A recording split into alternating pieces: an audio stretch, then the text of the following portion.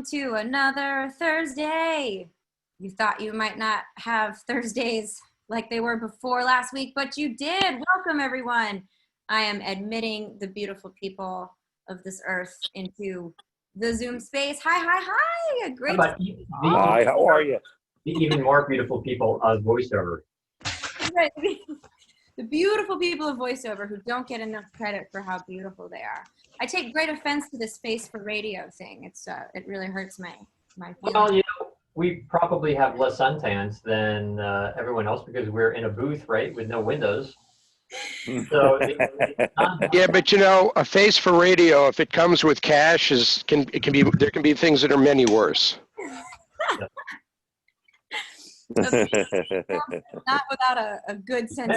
Isn't that a marketing plan for someone to take up? So for all of you who spend hours and hours during your day in your booth, to sell a type of light bulb that actually produces sunlight, like a growth light for a planetarium or a nursery. Install them in your sound booths, right? So you actually get some sunlight while you're working. Well, the idea is you need to get a ring light with UV rays so you can get a tan. Yeah. Deficient in vitamin D, so you know this is a real problem, David. Yeah. Oh my gosh. Okay. The voice, sort of like the Flintstones vitamins, right? The multivitamin for kids. This could be the voice actor vitamin pack. You know, all the things that we don't get. You know, sunlight and stimulation. Like I don't know, could have everything. I think you could sell, David. You could sell vitamins for voice actors that would give them that certain edge. Very nice. He's kicked out of the party. See yourself out into the Rocky Mountains. It could include a dry mouth assistance, right? So it helps dry out your mouth, so you eliminate some mouth clicks. It helps calm you down, so you don't go into the announcer mode. It gives you vitamin D, so you get some sunlight. I think we're onto something. I think if everyone on this call, and there are 87 people so far, I think if we all can throw into a bag one thing, and then we make this compound and we sell it, I think it will be great. So I promise we are professionals and that we know what we're talking about, even if yes. We're not going to stick bleach in And we'll put it on the internet because we know everything on the internet is completely true. Yes. Just like that background. Good point. So this is marvelous. Hi everyone, it's so great to see you. My name is Siobhan. I am your friendly Zoom room master for the afternoon. It is great to see you. I am now proceeding to mute my beautiful voice actors, not because I don't love you, but because the chaos is maddening sometimes when we're trying to focus and actually talk about the things. So yes, if you are new here, welcome. I love seeing my familiar faces. It's so great to see you, Carol. Tony making a lot of jokes. We do love him. I do love to see my friend Joe. Hi, Joe. Great to see you again. Yeah, all of you beautiful people. It's just, this is a good time. So what we do here in the AMA session at Edge Studio, please, yeah, in the chat, if you have not used Zoom before, you probably have, but to your right should be a chat box. If you click underneath, if you're on a computer screen, a desktop, you can click chat down below at your menu. Chat box will show up in your right. You're gonna want that to work. So if you're on a phone, maybe just hang out and listen. The chat is where you can interact with us and also pop in your questions for the afternoon. If you're new or not new, just tell us where you're from and I don't know, just get in there and say hello. This is a chance for us to kind of, hang out together and be able to say hi. I really miss parties and mixers and social events. I, the extrovert, am, hanging in during this time in 2020. Yes, from New Hampshire, Oklahoma, LA, New York, Nashville, Texas. I love to see it. That's marvelous. So to my Zoom left, maybe to your Zoom left, is our Chief Edge Officer, David Goldberg. David, how you doing today?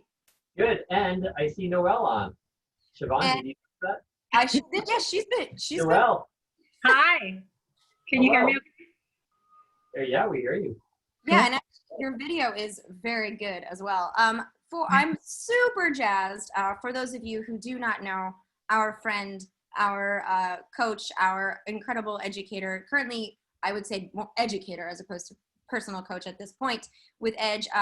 Noelle Romano, big fan of hers. It's a real treat to get to spend. Again, as you all know, we have these sessions to build community and to hang out and talk, and they're free to you, which means that Noelle is donating her time as an offering to the community. She is a commercial narration, animation superstar, and also a genuinely kind and fun, charming person. So I've worked at Edge for a while, so I would know, because we used to do the emails like crazy, and I make mistakes, and I'm like, I'm so sorry, and she's so kind. So yeah, so specifically, I know a lot of y'all animation fans out there, we have not had an animation specialist in the house or anyone with experience as much as Noelle has. So lucky you, you can ask things. Now, she cannot go deep into a personal coaching session with you, but we can get some insights into her experience, again, as an offering to you all and each other. Additionally, if you want more Noelle time, she teaches classes with Edge. She currently does not private coach. I don't know, if you want to send me a DM and pitch, a really sweet offer to get her to private coach, maybe I can convince her, but I cannot promise you that. What I can say is that taking a group class is still just as much fun and community involved. If you want to do that. Of course, if you want to ask other questions, we've got our trusty, loyal David Goldberg also here to answer things if you want to ask him something specifically. But generally how it's going to work is you'll drop some stuff in the chat, a question you have. I will do my best to get to you. If you drop multiple questions, it's unlikely that I will get to all of them because I try to be fair to everyone. If I do not get to you, it's not because I don't love you. It's just that's the way. It's a free session and we're just chilling, We love to see you, and please don't think that we don't. And so just drop it in the chat. Anything you want to know, I will facilitate between our amazing educators in the space today. And we're here from 1 to 2. We have to end on time because Noelle's got stuff to do, and it's 2020. Weirdly, we've got a lot of stuff to do. I have a Zoom exercise class. You can say it. I got to get my exercise in. Otherwise, I don't move out of my apartment. I mean, really, I was impressed. I was like, a Zoom exercise class? Like, good for you, Yeah, that's a very important thing. So, oh my gosh, we've got people from Nigeria. I don't even know what time it is there. Welcome, Nima. Okay, let's get right into it. If there are no other questions. I see Victoria. Good day to you, Victoria. Victoria is writing some copy in preparation for recording her demo with Edge. I never thought about doing character voices, but some cartoon inspiration came to me while writing. As a former opera singer, I'm very concerned about my vocal health. How do I take care of my voice while doing character voices? This is a great question for Noelle, who, if you haven't been to her website yet, she has a lot of like screaming and evil laughter on one of her demos. So Noelle, how do you do all that screaming and evil laughter? Very carefully. Not frequently. And, there are certain characters I don't want to do because I don't want to harm my voice, and so I think it's also respecting that you can't do everything. And so just be okay with your wheelhouse. Like, I don't do kid voices because that's actually more tough. That would be more of a strain for me than doing older voices. So I don't do kid voices. There are plenty of people who do phenomenal kid voices. I don't need to force it, so I think that's a big part of it, understanding your limitations and respecting it and giving yourself the vocal rest after you do those things. But so was it Victoria? She's an opera singer. I mean, she should have great vocal technique, so she's going to be very familiar with the limitations of her voice. Maybe she doesn't have any because she's an opera singer. I don't know. Noelle, how did you come to learn that doing kid characters was straining your voice? It's just, there are some people who are just built that way, and we all hear them. I've worked with some amazing ones who just naturally veer younger, and my voice, I feel like I could go a little bit younger, but it's way more comfortable going deeper and going older. It's just the way my voice is made, I think because I already kind of start sort of mid to low in my pitch, so but yeah, just over time, I think kind of like the more I started doing voiceover and being around good people, it was like, oh yeah, I don't need to go there. There's people way better than me in that area, and I'm fine with that. So That's also a very adult answer. There are people better at that, and that is okay. that's great. Yeah, that's great. Yeah. But let me provide some advice for everyone, especially, was it Valerie again? The woman writing the copy for a demo. For anyone, if you put a voice on your demo that is a strain for your voice and damages your throat, then there's a chance that you get hired to produce that voice for a client. And then you're sort of up the creek without a paddle, right? Because now you're telling your client that you can actually produce a voice. They hire you to narrate that voice, and now you do yourself a disservice. So only put things on your demo or voice types on your demo that you can sustain for long periods of time. And things like character voices very often are used on longer scripts, right? A video game script, which could be hundreds or thousands of lines of text, or storybooks for kids, or audiobooks. I mean, you don't want to put yourself in a position of having to say yes to a client, or worse, saying no to a client, even though on your demo you suggest that you can do something. So take that into consideration. That's really important. That's such a good point. I just did some VO for an independent cartoon, like a short film cartoon, and I was in the boxing ring, basically. It's kind of his character, and it occurred to me, yeah, if this was a whole series, I would need more coaching to help figure out how to maintain this kind of fighting character and all of these grunts and efforts and like kind of sort of strain, like, yeah, potential vocal strain. So I think it's such a good way to start off the day, Victoria, by asking about this. I mean, certainly at Edge, we have Jay Snyder and Kara Edwards, who are animation coaches and can really help you if you're feeling like, I'm strained, but I want to explore this. Is it, and is it possible, or should I, like as Noelle said, should I just create that boundary for myself and for my health? From Jamie. Hi, Jamie. I'm an audiobook narrator. Okay, so you understand character. I love character voices, and all my experience has been through audiobooks. I want to get into animation. What are my first steps? Agent, my demo is just characters in books. So do you need a specific animation demo? Noelle, have you done audiobooks? Do you do audiobooks?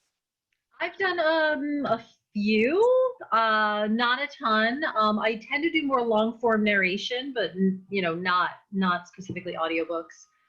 But yeah, I mean, yes, it's like as we know, you do need a specific demo for everything, right? So it's like even like the long form narration that I'm doing, I've started doing a lot more in the scientific and medical area. So now yesterday, literally, I just kind of put together a demo of my more medical and scientific work, right? Because you want to market to the right people. So the people who are casting for audiobooks are not casting for animation and vice versa. So, you do want to make sure it's very, very specific. Yep. And so that animation demo is going to be your starting point, and you will have a blast, especially coming from audiobooks into animation. Siobhan, sorry, before you go on, what's interesting about the last two questions is that they lead me to a further thought, and that is, just like I mentioned a few moments ago about not putting a character voice on your demo if you can't sustain that voice, the same thing goes for medical work.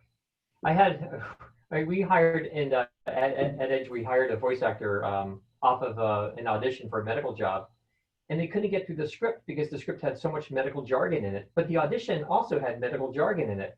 And so at some point our casting person approached the voice actor and said, look, you auditioned for this job, and on your audition, you narrated the medical jargon just beautifully, so nicely that we hired you. She said, oh, but that audition took me like an hour to get through. I had to look up the pronunciation of every word and re-record multiple times. And then at this point, not only did she do a disservice to herself, but she really messed it up for our studio in hiring her, because our client thought we hire poor voice actors. So it hurt the client, it hurt us, it hurt the voice actor. So once again, only put things on your demo that you can do. Okay, back to you, Siobhan. No, such a good point. And I appreciate like saying it concretely as well, like knowing what you can do and not trying to put yourself out there, even if you could put it on a demo at one point in time.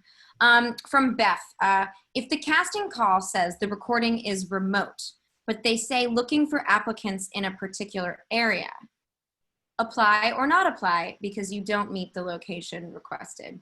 Noelle, you're LA based, so maybe you can speak to that.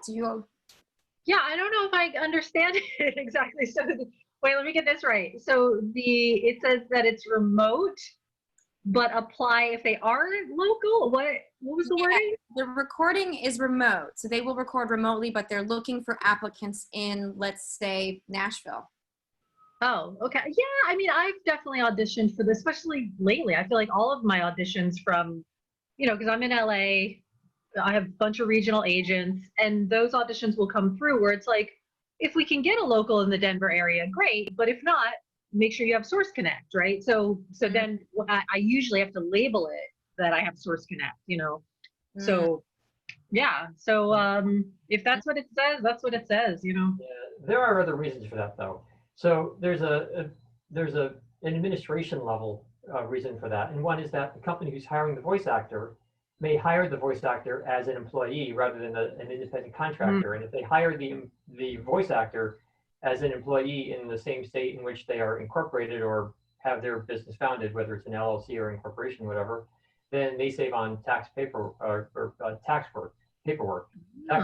whatever it's called, because they're doing all of their business within one state. So there could be that reason. Also, there could be the idea that at some point, if the production goes well, they end up doing more recording and they will eventually do some in person. So, and third thing that I can think of is they may be looking for a local regionalism, a local dialect that might be in that area, or they're more confident of getting a more of a local sound by hiring someone within that territory. So those are three reasons that just popped into my head why that might be requested of someone. Noelle, some shout outs. Noelle was lots of fun teaching IVO and technique. Oh, yay. And also shout out to Noelle and Word World. My son loved that show so much. Oh, I'm glad to hear it. That was a fun show to work on. Yeah. So we can all stalk Noelle that way. Love it. From Anne, question about mic technique and when your copy calls for a scream or something loud in part of it. Would I adjust the gain or change my position on the mic? Is that for me? Mm-hmm. Yeah, if you choose. I mean, I usually adjust my position if I'm auditioning. If I'm in studio, my engineer is there to adjust the gain for me. I mean, it might be a combination of both. It kind of depends. When I'm just doing auditions, I don't mess around with my gain too much. I tend to adjust my position from the mic more, because of the space that I'm in. But yeah, I mean, when in studio, I've seen a combination of both, and depending on how loud it is, I mean, I've been, at records kind of on the production side where, that voice actor was literally screaming their head off. And sometimes it took a few tries just to make sure because it was so loud and so dynamic. But yeah. So two further points to that. One is if you do lower your gain, everyone make sure you mark where your gain originally was. Because I've seen it happen before where a voice actor will lower or raise their gain. And then we go back to do a pickup and they say, oh, let me try to match where I was. Let me listen back to the original recording. And on our end of our side of the glass, you start thinking, wait, you don't know where your levels were. So make sure you really make clear note of where your levels are. But even more importantly, if you step back from your microphone, especially with a loud voice, unless your recording booth is totally lined with sound acoustic material, in other words, there is no reverb, no resonance in your booth, when you step back from that microphone and you yell, you're going to get a lot of echo, and that's horrible. So in that case, if your booth is not really acoustically designed well, I would absolutely not step back from the microphone. I would only rely on lowering the gain. Insights from an engineer. It's a fortunate thing. Daisy, this is an interesting question for Noelle. As a female, what are ways / techniques you do to deepen your voice for characters? You know, as I mentioned earlier, for some reason that has always been easier for me, the way my voice is built. It's always been easier for me to go deeper than go higher. You know, so you know, you do want to make sure that it's coming from a supported place. You know, you want to make sure you're not having too much or you're not having throat tension, because I think that anytime people are manipulating their voices, there is that risk where they're like kind of forcing it through their throat, right? You don't want that throat tension. You want it to be coming deeper from the chest. You want to make sure you are relaxed in the belly and you're able to breathe properly, because any of that is just, if it's strained, you know, it's just not good. So yeah, that's what I got to say about that. And be from New Jersey, that I think it helps. I think it's easier to go deep with your voice when you're from New Jersey like I am. So yeah. Are you an alto as a singer, Noelle? Yeah, when I sing, I don't consider myself a singer, but you know, yeah, totally. So this question, actually, I'm curious if I can sort of adjust a little bit. Eric is saying, you know, he completed training, recorded a demo. How do I find an agent and start auditioning? Noelle, I'm wondering if you would tell us a little bit about how you got into voiceover so we can learn that about you. Yeah, I mean, I kind of came in the back door a little bit, you know. So what I mean by that is I was working in production for so many years, so I was around it. You know, so I was the casting person and voice director and, you know, production manager and those types of roles. So it was my job to hire the voiceover talent. So along the way, I mean, spending almost a decade doing that, you know, I wound up sort of occasionally getting pulled into the booth and just liking that part of it more. And then I think I came to Edge through one of the actresses I used to hire for one of the shows I worked on. She was a coach, introduced me to Edge. And so I started coaching as having that experience from the production side, but also a performance background. And then now it's like, okay, I was in this community with all these other wonderful coaches. And then that allowed me to make that transition into being voiceover talent, which I enjoyed more, but I think I was too scared to do, you know, that's the unstable part, you know. So acting degree from NYU, but I was like, I'm scared. How am I supposed to make money at this, you know? But yeah, and then I moved out to Los Angeles and I was like, that's it. I'm you know, I'm a voiceover talent. And you know, it was like all of those first steps, putting together my first rinky-dink studio in my closet in my first apartment out here.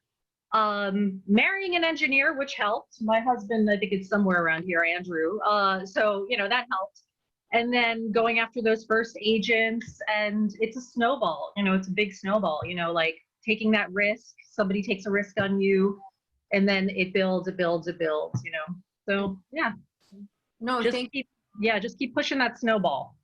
Yeah, I appreciate that. It's nice to sometimes just hear personally how people got to where they got, because that can feel like a magical mystery.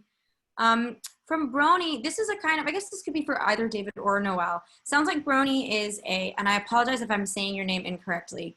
I have an Irish name, and so I'm right there with you for anybody who has that. One. Yeah.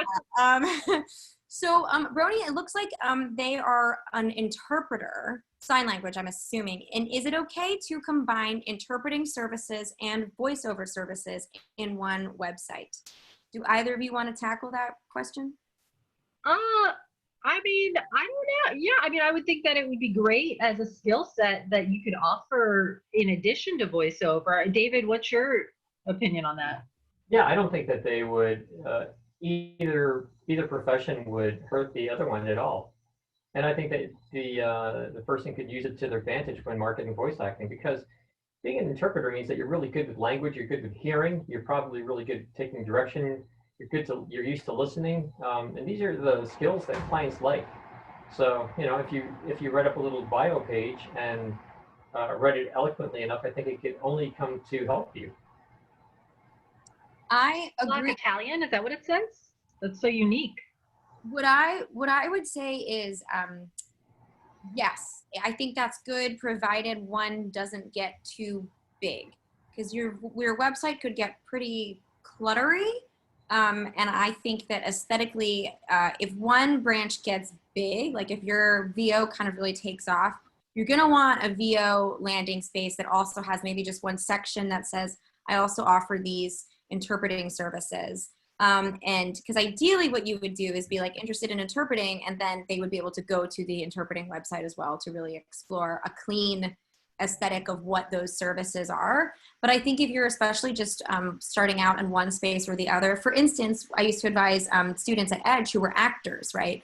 Okay, you're an actor, so you already have, you know, TonyWeiner.com. Cool. Have a VO section where you drop your demos and maybe you have an image or whatever, because you're just starting out and that's there. But that's going to grow, and you're going to need to get that second website before you know it, really, as you expand. And so so I would say, like, to start off, yeah, and always having links, you know, in a clean way.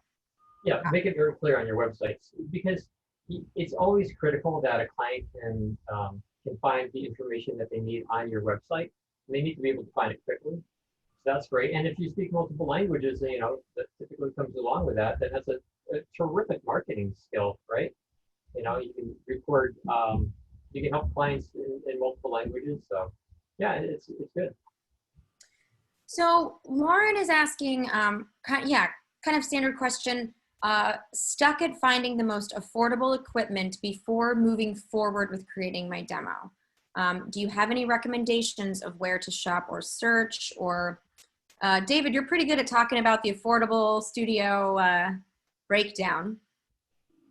Yeah, studios are really amazingly inexpensive, and this question comes up every Ask Me Anything session. So I'll make it very brief. You can always go back to previous sessions and listen in more depth. Or we have a home studio 101 class, but briefly, there are some USB microphones which are fantastic and will cost you $200. Otherwise, you can download free recording software like Adobe, and just make sure that wherever it is that you record, the walls, the floor, and the ceiling are lined with material that soaks up sound waves. So anything that's soft, like thick sleeping bags, pillows, blankets.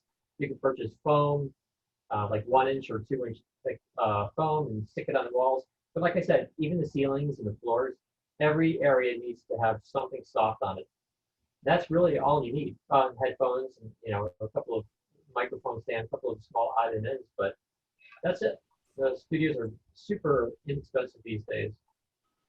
We do have Home Studio 101 at Edge, and if you look at our YouTube channel, we had our home studio specialist, Dan Friedman, on one of our AMAs. So you can check him out. And I know you're talking about saving money, but you can book a private session with him just to go through the stuff. And he is a wonder and a delight to have that, to kind of chill out with and have that kind of conversation. So if you need really personalized stuff, I would highly recommend. Yeah, but what's more important, though, what's much more important than the equipment is just how you set the equipment up. The levels, the gains, the EQs, the compressions, the normalizations. In other words, the processing, all of the features you have in the software, setting that stuff up correctly is critical, really critical. So that's when working with someone like Dan Friedman may be even more helpful. Noelle Nima in Nigeria, where it's evening already, is asking if you do daily vocal technique training. Do you do daily vocal warm-ups, or I don't know, anything like that? Pretty much. I mean, I definitely, you know, if I have a session, I'm absolutely doing a vocal warm-up. So when in my acting program, we were taught a 20-minute vocal warm-up, and that was just for theatrical acting. And I've maintained that. I still use parts of it. I don't do necessarily the full 20-minute, but like depending on what's going on with me that day, if I'm feeling a little bit stuffy, there's like these very annoying sounding sinus resonators that sound like, you know, things like that. There's jaw looseners, and then I have I really like the tongue twister Peter Piper So I use that to warm up my speech. And, you know, Peter Piper, the pickled pepper picker, picture packets pickled peppers. And what I like to do is I'll do it like, even though it's nonsensical, I'll do like Peter Piper is like, you know, a grocery store commercial, very bright retail, like Peter Piper, the pickled pepper picker. And then I'll do one that's like crime drama, just to kind of not only warm up my voice, but just my muscles, sort of. So yeah, so not necessarily every single day, but absolutely if I'm recording, you know, on that day, then yeah, for sure. Mm-hmm. Great question. I love that. I think it's Hannah, but I'm not sure. But I'm gonna guess Hannah. And yeah, no, darn it. Okay. My friend is saying, when is the best time to look for a VO agent? Early on in our career or after working in the industry for a while? Should we look for agents in our area of the country, or should we cast our net a little wider? What do you think, Noelle? Definitely you want to have some work under your belt. I mean, the agents want to know that you can book before they take you on, right? So they make money when you book and when you make money, right? So they kind of want to make sure that you pretty much, you know, have that proven track record. I would say the exceptions would be if you are specifically unique, you know, properly trained and good, but if you have a language that they are sorely lacking and they need, or if you really just happen to fit into a vocal, you know, kind of category that they just don't have, you know, otherwise they, in my experience, they definitely tend to want to work with people who already have some work under their belt. Good answer. David, anything you want to piggyback, or you feel good? Well, I mean, what Noelle said is absolutely correct. I think further, it depends on so many circumstances whether or not you are union. It depends upon the type of voiceover that you record, whether it's audiobook or commercial or both or neither and something else. There's a lot of variables, and if you ask people online, if you go to a voiceover forum and ask a question, everyone who answers is going to give you their 2 cents, but their 2 cents typically works for them and not necessarily for anyone else. So I would just take some time and, as Noelle said, get some work under your belt, but then consider the circumstances that are right for you. And you can always work with like we have one of our coaches who specializes in helping people with agents, or, you know, understanding the agent perspective, and they can sort of look at your personality and your goals and where you live and help you kind of sort all of this out. And that might be a good option. Which coach is that, David? Is that Tom? No, actually, Tom would also be great.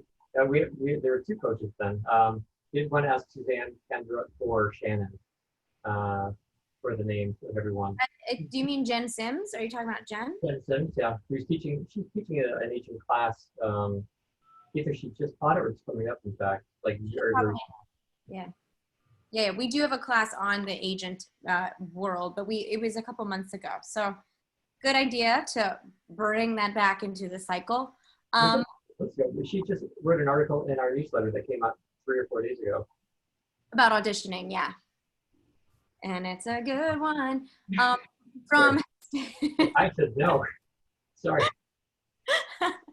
From I'm gonna say Stacia from Colorado. Welcome.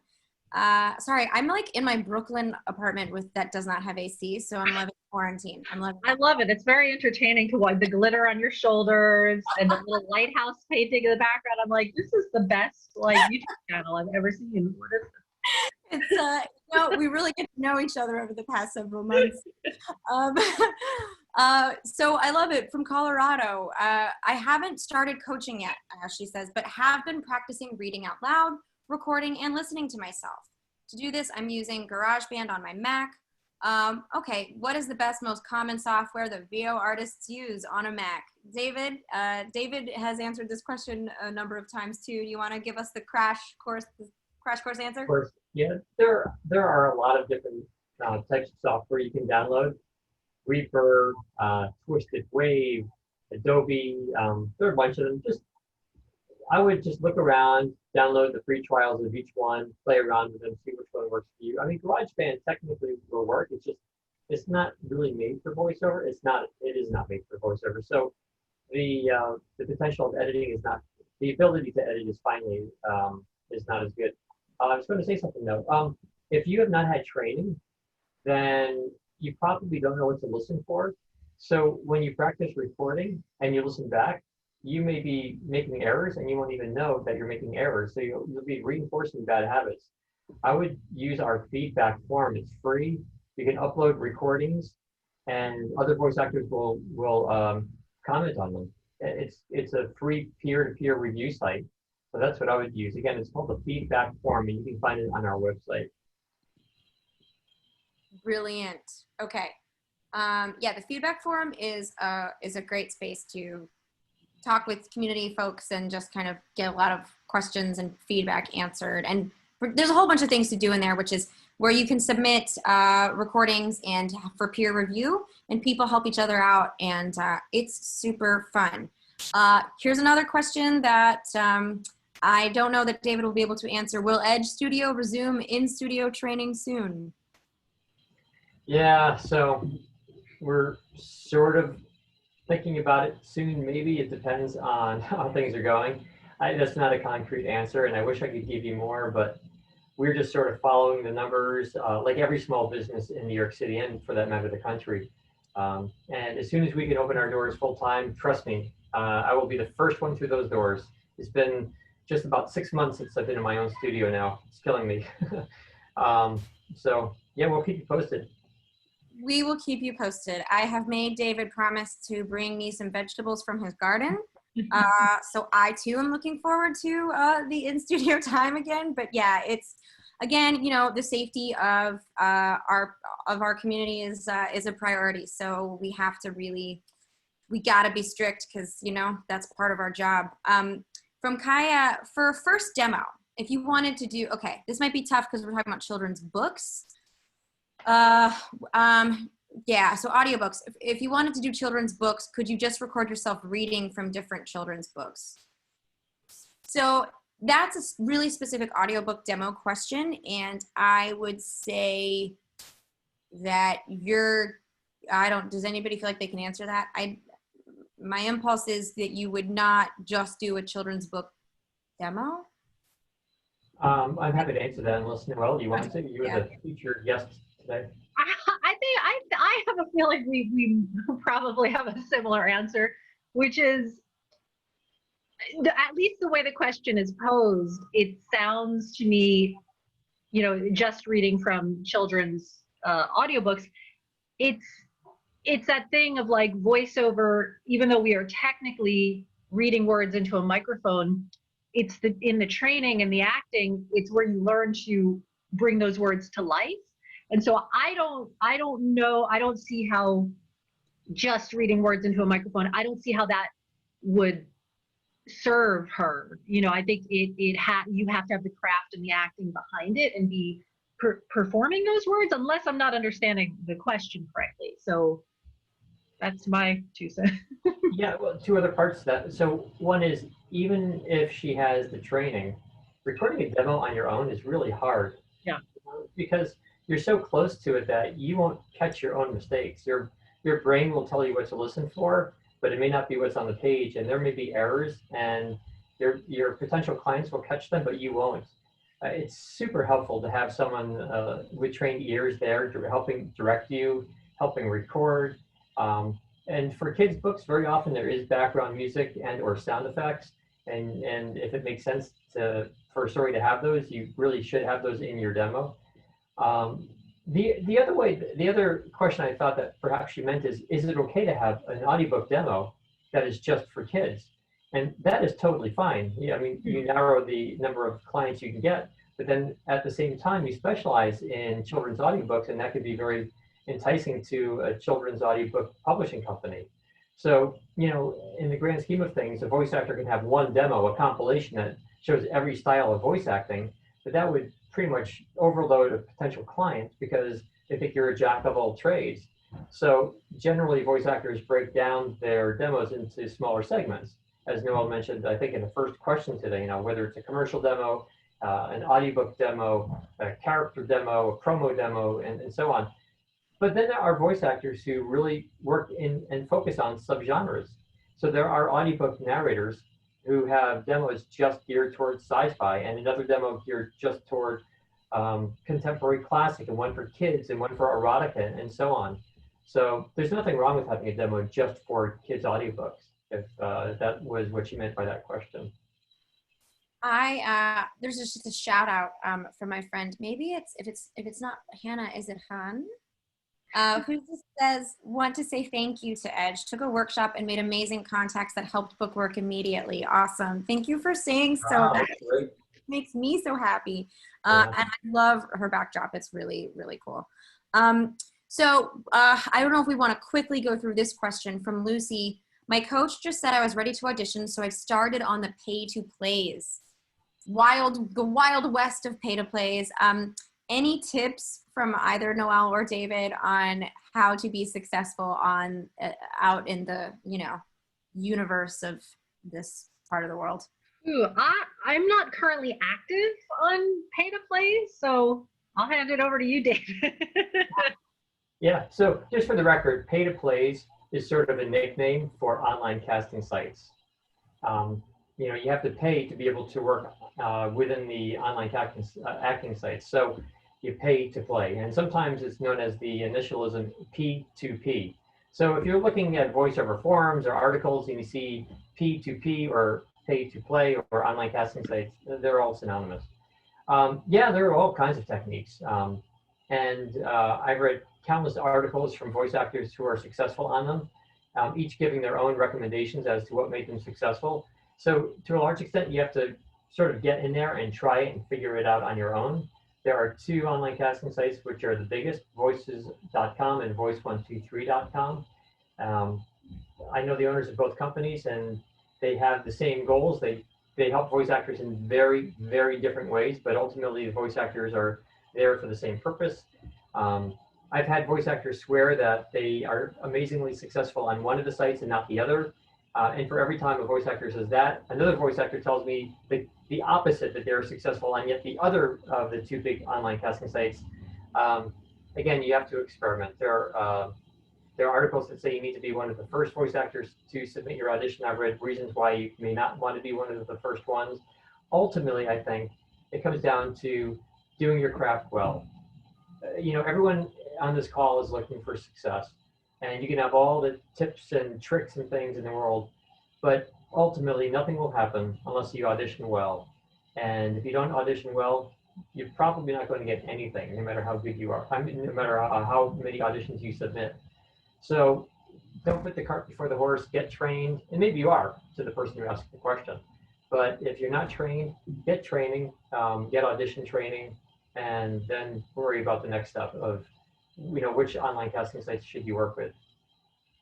Okay, as we are narrowing down, I want to try to maximize Noelle, our Noelle power today, because it's a gift. So Noelle, how do you balance VO genres you're good at versus VO genres you like? Oh, that's a really good question. Right? That's a hard one, especially in the beginning when I was first promoting myself as a voice actor, right? Obviously, it's like, okay, so I came out of the preschool animation world, and I also have a background in comedy and improv, and stand up, so it was like, oh, I should do like these big, broad characters. And honestly, my bread and butter is the total opposite of that. It's like phone voice, scientific narrations, and e-learnings, so it's just much more straightforward in the stuff that I book, and that's really my bread and butter. So, after a while, you kind of just go where the money is. After a while, you just, you want more of that, and you kind of learn that is your niche. And,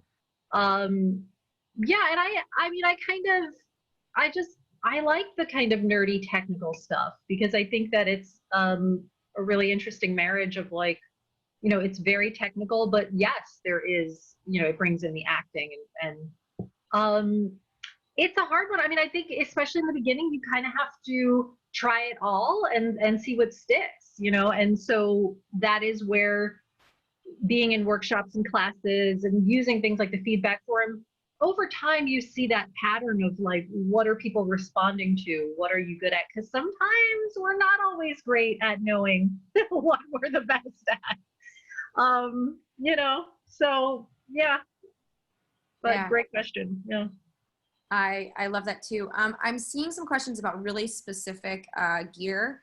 And what I would say to that is, I know we want David's opinion on lots of different types of gear. What he is gonna say is, it's really specific to you and your space and your voice and all of these elements. So he cannot verify if one type of gear is your gear.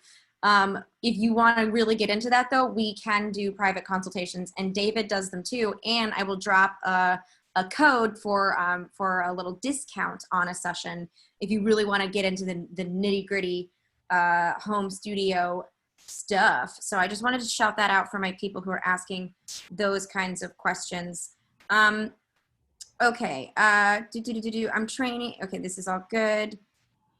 There was a question about, okay, maybe Noelle can help with this. So my friend in Ramstein Air Base, Germany, Guten Tag to you, is asking another primary singer diving more into the voiceover lane now. Any thoughts on a particular, I'm gonna get you for this, any particular edge I can take in marketing and crediting myself? What are you, Tony?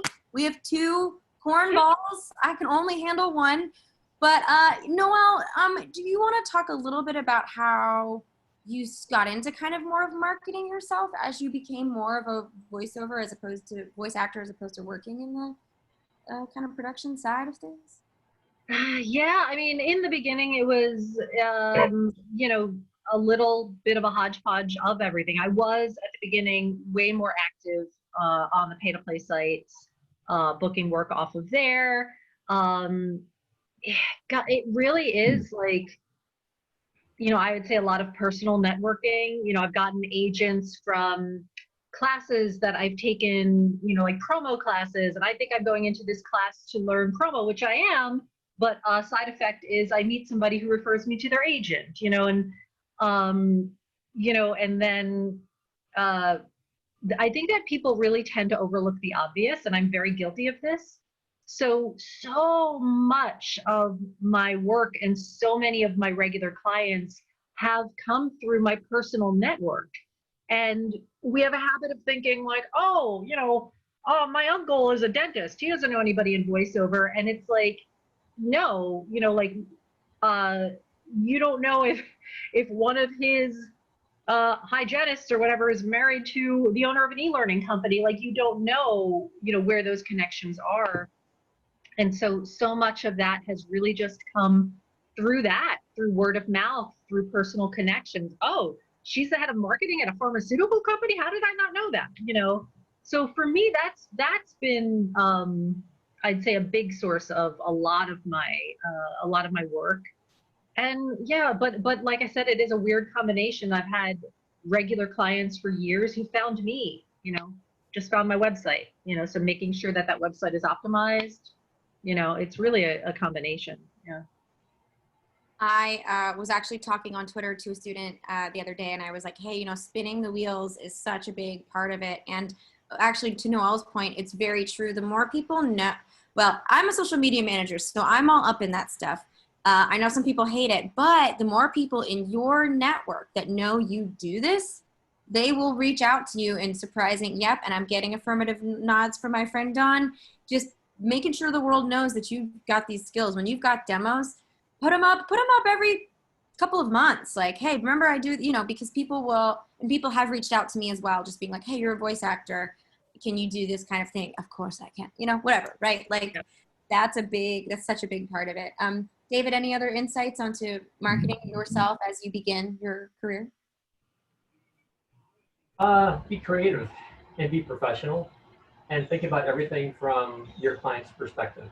That is one of the biggest mistakes voice actors make when marketing.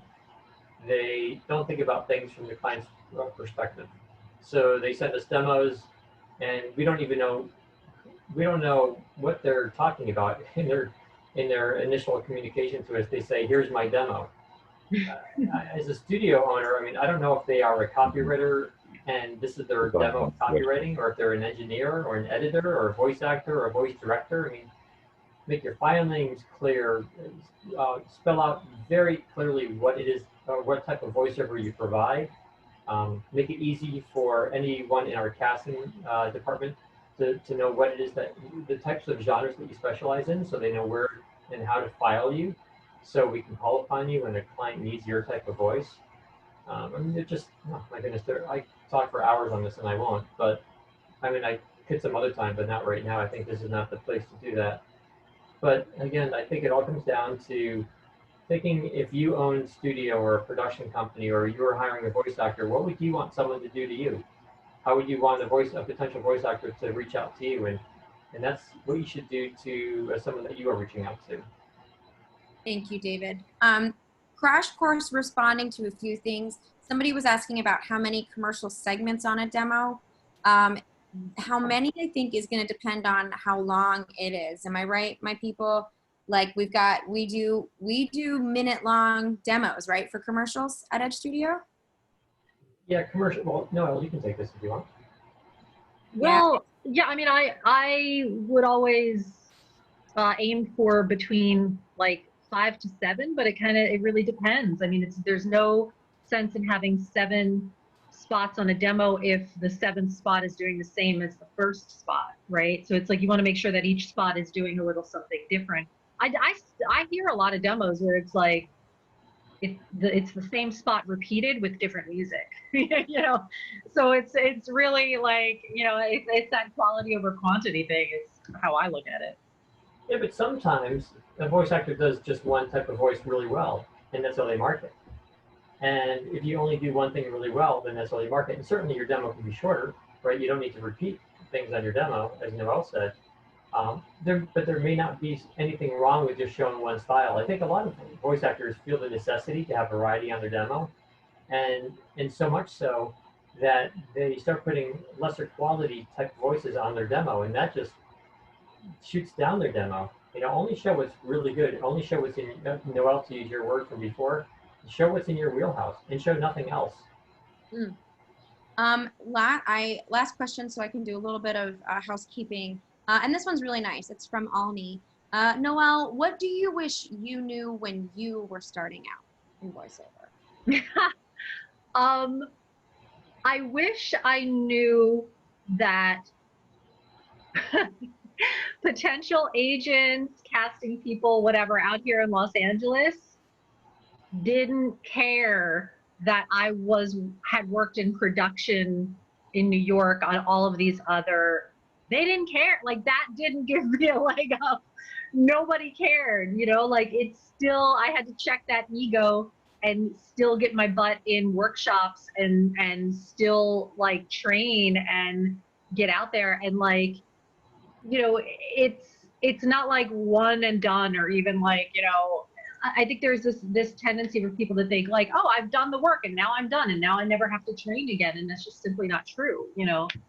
And so I think just throwing ego aside and just like throwing myself in a little bit sooner and a little bit more boldly, you know, I think that would have sped up the process a little bit, but you know.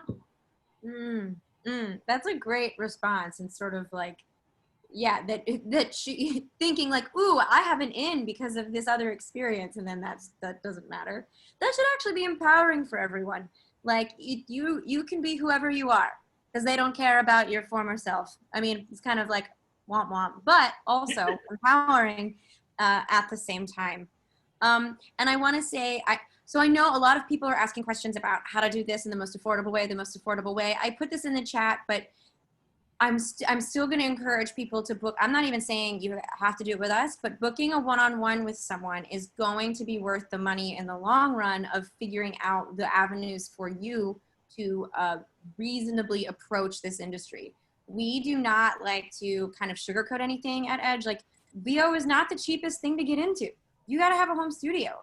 and you got to know how to operate that home studio after you have gear that equips you for this thing. And the reality is you're up against people who have those things, whether they got it incrementally over time or, you know, whether they were trust fund people, etc. So, you know, just like that's the industry we're in. And I think that a one-on-one session is going to empower you in so many ways to speak to your personal needs.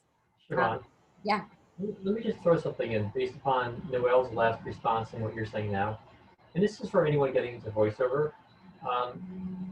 You need to think about this as a business. And we've seen so many people who come through the doors and sort of haphazard. They're just like, oh, let me take some training. I already bought a microphone at home. I try to get some work on an online casting site. And there's just, they don't have what I think is a correct order. They don't have a correct sequence of events. They haven't thought ahead. They haven't thought about what genres they should specialize in, how they may brand those genres, where they would market, how much time can they dedicate every day to auditioning or training. I think to be most successful, you need to sort of look long term and put together essentially a business plan. And you don't need to write it out like some 20-page, you know, article or anything, but to spell it out just on one page. Put together a plan of action and do things in a logical sequence. There's no reason to buy a microphone until you even know that you can do this. Start with an evaluation. See if it's even right for you before you go and spend time and money. Anyone we work with here, we're going to like really help you we'll help guide you through this whole process. I mean, it is a business, and you will be in business for yourself. So there are lots of things to consider, and it's an amazing industry if you are successful, and it can be a lot of fun even getting to the point that you are successful, and but it's not right for everyone. So do things in a logical order, put together a plan, think long term, do it the right way, and you greatly increase the chance of being successful. I'm always happy to help anyone to do that.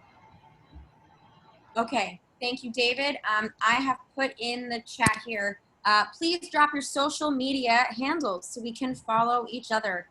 We are Edge Studio VO on Insta and just straight up Edge Studio on Twitter. Follow us if you engage with those accounts. You are talking to me. If you have any questions about today and you're like, who do I reach out to? If you DM any of the socials, you will be speaking to Siobhan. I will be that person and I will take care of you. Also, I'm dropping in the chat a $25 off code. It is AMA. You can use it on this link to get $25 off of coaching with any coach at our studio. That includes David Goldberg. Noelle is not private coaching. As I said, if you want to bribe or barter somehow for me to get to convince her, I'm willing to represent her in that fashion. What I can offer to you from her is this adorable and very fun YouTube video of her home studio tour, which is really, which Andrew also loved, and it's just delightful. So we are super, super #blessed to have such amazing people in our spheres, and just want to do a little jazz hands up twinkle for Noelle. Thank you for joining us. Yeah. Well, and for everyone, but also it's really appreciate your time and energy. Again, we miss seeing you all, and we want to kind of generate a space, which is why if you drop your social handles, I will do a Follow Friday post tomorrow and tag everyone so that we can follow each other and fill our feeds with really kind voiceover people. That's something that I like to do because our feeds need more of that, you know? Yes, good. I see it. I love to see it. We will be back. Yeah, David. Sorry, and I want to personally thank Siobhan for doing, as always, a stellar job running these Ask Me Anything sessions. As I tell her all the time, Siobhan, you're just great at keeping us going and engaging us all. So thank you. Siobhan's been with Edge you've been with us for, I don't know, 3, 4, 5 years now. And how many years? I think 4 years. 4 years. And special thank you to Noelle, who you're awesome. You're amazing. And you joined our team, what, 10 years ago? 12 years ago, probably. Yeah, right? I mean, it was when I was still in New York working in production. So it's been a while. So I say that Edge Studio is just blessed, to use your word, Siobhan, just to have such an amazing team. And virtually everyone who joins us never leaves. We just grow, our team grows, and we just have some wonderful people. So thank you, Siobhan. Thank you, Noelle. And most importantly, thank you to everyone out here who dials in and takes an hour of your day to join us. And the fact that you're dedicated is freaking awesome. So thank you. Yes, we appreciate you. This recording will be on YouTube. I'll put it in this. Actually, I'll try to do it today. But it'll be there by Monday if I don't get it done today. I genuinely appreciate you all. David has told me that he, looks forward to these sessions. We appreciate you. It's great to see your faces and feel like I'm hanging out.